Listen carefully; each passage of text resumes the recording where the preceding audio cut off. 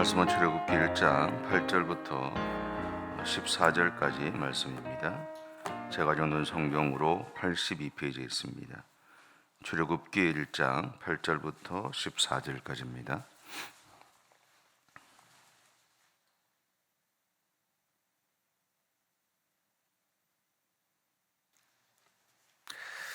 우리 함께 봉독하겠습니다. 요셉을 알지 못하는 새 왕이 일어나 애굽을 다스리더니 그가 그 백성에게 이르되 이 백성 이스라엘 자손이 우리보다 많고 강하도다. 자, 우리가 그들에게 대하여 지혜롭게 하자. 두렵건대 그들이 더 많게 되면 전쟁이 일어날 때에 우리 대적과 하며 우리와 싸우고 이 땅에서 나갈까 하노라 하고 감독들을 그들을 위해 세우고 그들에게 무거운 짐을 지워 괴롭게 하여 그들에게 바로를 위하여 국고성 비돔과 라암셋을 건축하게 하니라. 그러나 학대를 받을수록 더욱 번성하여 퍼져나가니 애굽 사람이 이스라엘 자손으로 말미암아 근신하여 이스라엘 자손에게 일을 엄하게 시켜 어려운 노동으로 그들의 생활을 괴롭게 하니 곧 흙 이기기와 불돌 굽기와 농사의 여러 가지 일이라. 그 시키는 일이 모두 하였더라. 아멘. 이 시간 제작부수장 연합회에서 특송을 하겠습니다. 이 하월드 슐츠라는 사람이 있습니다. 아시는 분도 있을 것이고, 이 사람은 이제 1953년에 미국에 있는 브루클린이라는 곳에 빈민가에서 태어났다 그래요. 그러니까 어려운 어떤 환경 속에 있던 친구들은 이제 뭐 미국 영화나 이런 데 보면 가끔씩 뭐 농구하고 이런 것들이 모이잖아요, 그죠? 이제 운동으로 성공하고 싶었답니다. 그래서 열심히 어릴 때부터 운동을 했고 애를 썼는데 실제적으로 이제 이 사람이 이제 미식 축구 선수였다 그러는데 운동으로 성공하지는 못했어요. 그럼 할 일이 없잖아요, 운동만 하는 친구들은. 그래서 일반 직장을 이제 취업을 했답니다. 취업을 해서 우연찮게 시애틀에 있는 한 커피숍을 가게 됐고, 그곳에서 이제 커피를 마시고 나서 이 사람이 커피에 대한 눈이 좀 띄었다 그래요. 그래서 다니던 직장을 그만두고 시애틀에 있는 한 커피숍에 자기가 마셔서 좋았던 그 커피숍에 취직을 하게 됐다 그럽니다. 그러다가 이제 커피를 구입하러 이제 가던 이태리로 이제 가게 됐다 그러는데, 이태리 밀라노에서 이 사람들이 이제 보통 이태리 사람들은 에스프레소를 먹거든요. 그래서 유럽 가서 아이스 아메리카노 하면 안 됩니다. 네, 에스프레소를 줘요, 이 사람들이. 그래서 이제 근데 에스프레소를 이렇게 홀딱 마시는데 이렇게 마시면서 이 사람들이 어떤 걸 하는 걸 보니까 그냥 그 에스프레소를 마시는 걸로 끝나는 게 아니라 그 안에서 이 사람들이 자기들 친구들과 연인들과 뭐 사업 파트너들과 수많은 이야기를 하는 모습을 보게 됐다 그럽니다. 그러면서 이 사람이 머릿속에 어떤 생각이 들었냐면, 현대인들에게는 가정이나 직장만이 아니라 제3의 땅이 필요하다는 생각을 가졌대요. 그래서 이 사람 표현을 하면 이렇게 표현했습니다. 나는 커피를 파는 사람이 아니라 신비와 로맨스의 문화를 파는 사람이 되어야겠다. 사람들에게 이러한 약속의 땅으로 그들을 인도해야 되겠다라는 마음을 가지고 만든 게 이제 스타벅스라는 커피라고 그래요. 물론 스타벅스의 로고에 대한 문제점이 많기 때문에 그걸 이야기하고 싶은 게 아니라 이 사람이 어려움의 상황들을 극복하기 위해서 운동을 시작을 했고, 근데 그 운동에서 성공하지 못하면서 일반 직장에 절망하면서 직장의 삶을 살았을 거 아니에요. 그러다가 우연찮게 커피를 접하게 되고 자신의 인생의 새로운 어떤 전환점이 되는 일들을 겪었다라는 이야기입니다. BC 1200년대에 이스라엘 공동체는 애굽 땅에서 잘 나가는 민족이었습니다. 그들의 지도자가 요셉이었기 때문이에요. 그리고 그 요셉은 애굽의 총리였거든요. 그런 사람 아래에 있다는 것은 아주 엄청난 복이죠.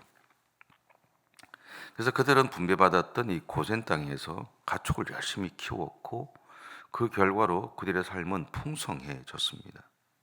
남부럽지 않게 살았어요. 근데 요셉이 죽은 이후부터 그들의 삶의 방향이 바뀌어가게 됩니다. 요셉을 모르는 애굽의 지도자, 그러니까 애굽의 왕이 세워지면서 이스라엘 공동체 위치에 변화가 생기게 된 겁니다. 이때부터 이스라엘 공동체에게는 시련이 다가왔습니다. 추측할 수 있는 것은 그 이후에 한 360년 정도 아마 이스라엘 백성들은 내굽에서 노역을 하며 살았던 것 같아요. 특히 모세가 등장했던 시대에는 이제 고센 땅에 비돔과 람셋이라는 국고성을 세우게 됩니다. 근데 참 아이러니한 게 뭐냐면 애굽이라는 나라가 번성하게 된 기초를 누가 만들어줬냐면 요셉이 만들어줬거든요. 그리고 고센 땅에 세워지는 비돔과 람셋 또한 요셉부터 시작되었던 불어난 재산을 보관하기 위한 장소로 만들었다라는 겁니다.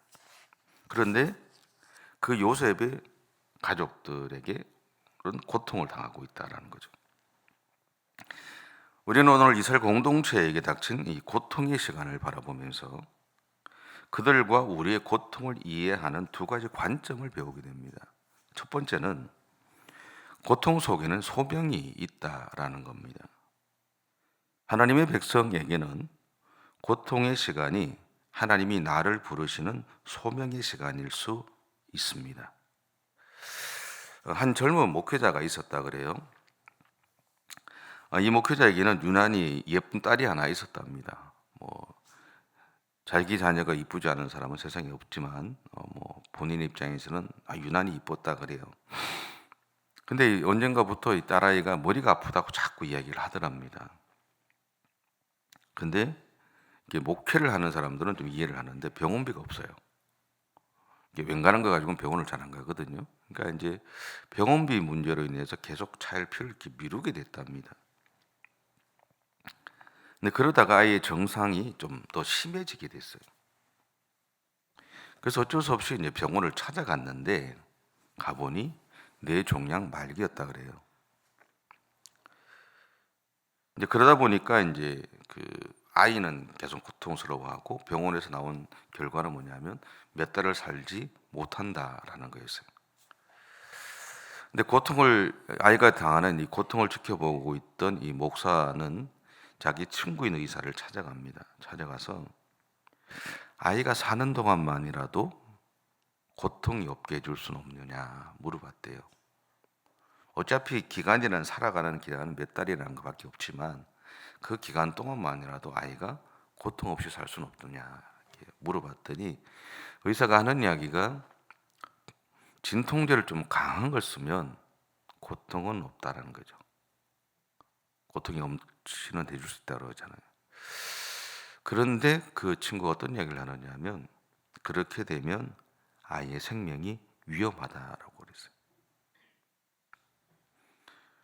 근데 이제 계속 이 목사가 부탁을 하니까 어쩔 수 없이 진통제를 강하게 처방을 했습니다.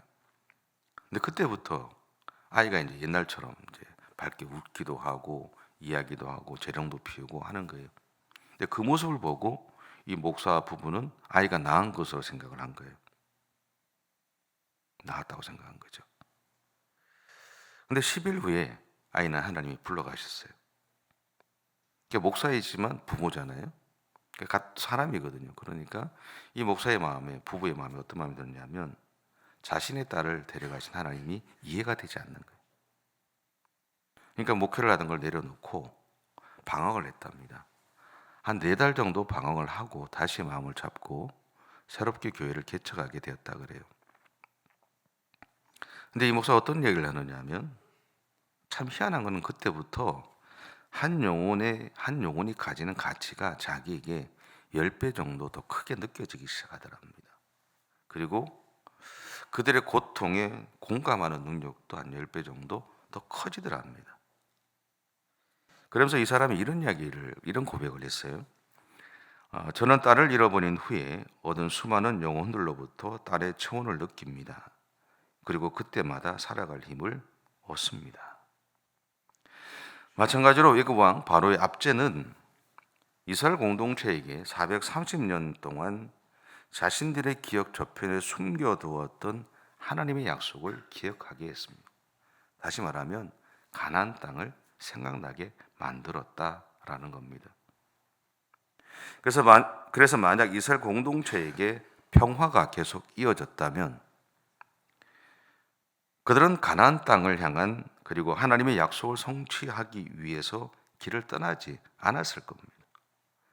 자기 인생 가운데 어려움이 없을 때 그들은 그 어려움이 없는 평안한 삶이 계속되기를 원했을 거라는 거죠. 이것은 오늘을 살아가는 우리도 마찬가지입니다. 우리의 인생의 여정에서 어려움이나 시험이 없다면 우리는 하나님을 찾지 않습니다. 저 같은 목사도 마찬가지고요. 기도를 해도 그냥 이제 기도를 하죠. 기도는 하죠. 근데 하나님을 찾지 않을 거예요. 그렇게. 근데 오늘 본문은 고통이 그 자체만으로 끝나지 않는 것을 우리에게 보여줍니다. 12절인데요. 12절 우리 같이 한번 읽겠습니다. 12절입니다. 시작. 그러나 학대를 받을수록 더욱 번성하여 퍼져나가니 애굽 사람이 이스라엘 자손으로 말미암아 근심하여. 아멘. 여러분, 이 말씀이 우리에게 증언하는 것은요, 이스라엘 공동체가 고통 중에서도 자신을 번성케 하시는, 자신들을 번성하게 하시는 하나님의 은혜 안에 있었다라는 것. 분명히 그들은 고통을 받고 있었습니다. 절망 가운데 있었고 아픔을 누리고 있었어요. 그런데 돌아보니 자기들은 몰라요. 그런데 애굽 사람의 눈으로 보니까 그들에게 분명히 학대를 받고 있는데, 고통을 당하고 있는데 그들의 숫자가 자꾸 늘어나더라는 거예요. 본인들은 몰라요. 애굽 사람의 눈에만 보이는 거예요.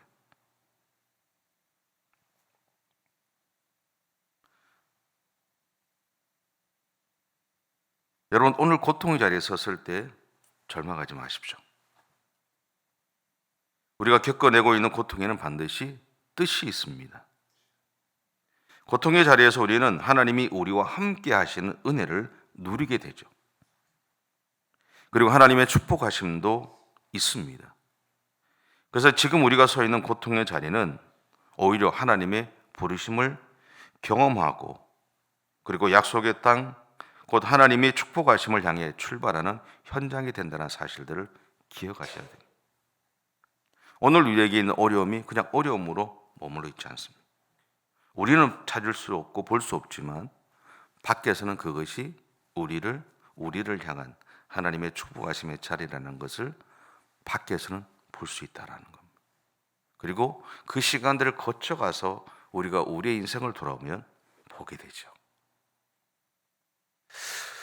두 번째로는요, 고통의 시간은 기도의 자리라는 겁니다. 여러분의 기도의 관점을 조금 바꾸셔야 됩니다. 오늘 나에게 고통의 시간이 온다면 그것은 하나님이 나에게 기도의 시간을 주시기 위함이다라는 거죠. 예전에 직장인 신우의 지도 목사로 섬길 때 한 8년 정도를 제가 한 6, 7개를 섬겼는데, 이제 서울에 있던 교회에서 이제 그 일들 하다 보니까 제가 이제 하다가 했었는데, 그때 만났던 한 분이 저에게 이런 이야기를 하신 적이 있어요. 자신이 감당하기 어려운 문제든지 또 힘든 일이 생기면 그분은 금식을 한답니다. 그리고 금식하면서 기도하면 하나님이 그 문제를 해결해 주시더랍니다. 그래서 자기는 그렇게 한다는 거죠. 어려운 문제가 생기거나 힘든 일이 다가오면 자기는 금식하면서 기도하기 시작한다 그러더라고요. 그리고 그렇게 기도하면 하나님이 응답하신다는 거예요. 근데 그 이야기 속에 제가 뭘 느꼈냐면, 금식이 중요한 것이 아니라 금식하며 기도하면 하나님이 내 기도에 응답하신다는 그분의 믿음에 하나님이 응답해 주셨다라는 거예요. 그죠? 모든 사람이 금식한다고 하나님이 응답하는 게 아닙니다. 그죠? 금식하며 기도했을 때 하나님이 내 기도에 응답하신다는 믿음, 그 믿음에 하나님이 응답해 주신 거예요. 기억하셔야 됩니다. 오늘 여러분에게 혹시 어려움의 문제가 있습니까? 그렇다면 지금이 하나님에게 기도할 때입니다. 오늘 우리 교회는 새로운 목사님을 뽑고 그 목사님과 함께 달려가야 될 것에 대한 기대감도 있을 것이고 불안함도 있을 겁니다. 그 이야기는 뭐예요? 그 불안함이 있다면 기도할 때라는 겁니다. 그렇죠? 샌프란시스코 종합병원에서 393명의 환자를 대상으로 이중맹 실험이라는 것을 했었다 그럽니다. 이 실험에서 무작위로 이제 선정된 192명의 환자에게는 치료와 함께 기도를 받게 했고요. 나머지 환자들에게는 그냥 일반적인 치료만 했다 그래요. 근데 그 결과가 어떻게 됐냐면 환자에게 중요한 거는 완치되는 거잖아요. 그렇죠? 기도를 받은 환자가 완치되는 확률이 훨씬 높았다고 그럽니다. 그렇다면 오늘 본문에 등장하는 이스라엘 공동체는 자신들에 다가온 이 고통의 순간에 무엇을 했을까요? 출애굽기 3장 7절에 보면 이런 말씀이 있습니다. 여호와께서 이르시되 내가 애굽에 있는 내 백성의 고통을 분명히 보고 그들의 감독자로 말미암아 부르짖음을 듣고 그 근심을 알고 라고 해요. 분명한 것은 그들도 기도하기 시작했다라는 거예요. 그들은 간절함을 품고 부르짖어 기도했습니다. 그리고 그들은 기도함을 통해 하나님의 뜻을 발견했죠. 그 결과 그들은 가나안 땅을 향해 길을 떠나기로 결심했던 겁니다. 그때 하나님이 모세를 찾아가신 거예요. 그들이 기도함으로 하나님의 뜻을 찾고 그들의 마음에 결심이 설 때부터 하나님이 모세를 찾아가셔서 그를 그들에게 보내신 겁니다. 물론 결심했다고 바로 떠날 수 없죠. 그거 다 알잖아요. 그죠? 근데 그럼에도 분명한 것은 뭐냐면 그들이 기도함으로 결심하자 하나님이 모세를 찾아가셔서 그를 그들에게 보내셨다라는 거예요. 이 순간 그들은 애굽에서 이룬 인맥이나 재산에 대한 미련도 버립니다. 또한 그들은 가보지 않았던 가나안 땅을 향한 두려움보다 그들이 지금 겪고 있는 고통이 더 컸기 때문에 어쩌면 떠날 용기를 낼 수도 있었을 겁니다. 그래서 우리에게 고통은 고통으로만 존재하지 않습니다. 오늘 우리에게 있는 이 고통의 시간은 반드시 기도의 시간이 되어야 한다는 것을 기억하십시오. 지금 여러분에게 아무 어려움이 없으면 그것이 복입니다. 혹여나 크든 작든 여러분에게 어려움의 자리가 생긴다면 기억하십시오. 그 고통의 시간은 반드시 기도의 시간이 되어야 한다는 것을. 예레미야서 33장 3절에서 하나님은 예레미야 선지자를 통해서 오늘 우리에게 이렇게 약속하십니다. 너는 내게 부르짖으라 내가 네게 응답하겠고 내가 알지 못하는 크고 은밀한 일을 내게 보이리라. 여러분 기억하십시오. 하나님은 오늘 하나님의 자녀인 우리가 기도할 때 반드시 응답해 주십니다. 바로 이것을 위해 예수님의 십자가를 향해 그 고통과 어려움의 길을 걸어가셨다는 것을 꼭 기억하십시오. 우리로 하여금 하나님 앞에 기도했을 때 응답해 주신 하나님을 만나게 해주시기 위해서 고통의 자리에서 머물지 않고 다시 용기 내서 하나님의 뜻을 찾게 만들기 위해서 하나님의 사람으로 우리가 오늘도 세워지기를 위해서 예수님은 십자가를 향해 걸어가셨습니다. 그 사실들을 기억하고 오늘도 그렇게 믿음의 길을 달려가는 저와 여러분의 삶이 되시기를 바랍니다. 기도하겠습니다. 사랑의 주님 감사합니다. 우리를 세우시고 우리를 부르셔서 하나님의 사람으로 살아가게 하신 주님 감사합니다. 오늘도 우리 한 사람 한 사람들에게 열릴 오늘 하루의 삶이 어떤 일들이 일어날지 우리는 알지 못합니다. 하나님 혹여나 우리에게 크고 작은 어려움이 생긴다면 하나님 그 어려움 속에 무너지는 것이 아니라 그 어려움 가운데 나를 회복시키시는 하나님의 축복하심을 바라볼 수 있는 눈을 열어 주옵소서. 그리고 하나님 그 고통의 어려움의 자리에서 하나님의 도우심을 구하며 기도함으로 그 기도에 응답해 주시는 하나님을 경험하며 살아가는 우리 모두의 승리가 되어줄 수 있도록 하나님 인도해 주옵소서.